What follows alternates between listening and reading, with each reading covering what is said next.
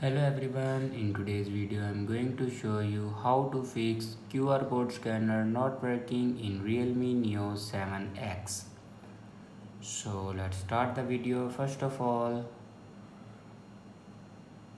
open settings. In settings, scroll down and here you can see the option apps. Now click on apps and then click on app management. Now scroll down and here you can see the option camera. Now click on camera. Now here you can force stop your camera. Now click on force stop and then again click on force stop. After force stop your camera, then go back and click on storage usage.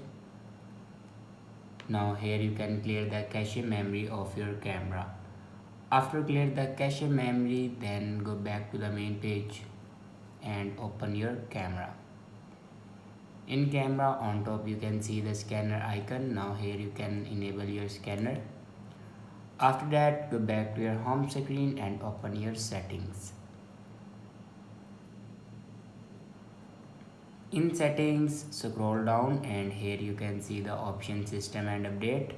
Now click on it and then on top you can see the option software update. Now click on software update and here you can check your latest version will be updated or not. If it doesn't update to latest version, then update it to latest version. After update a latest version, your problem will be fixed. I hope this video is helpful for you. Thanks for watching.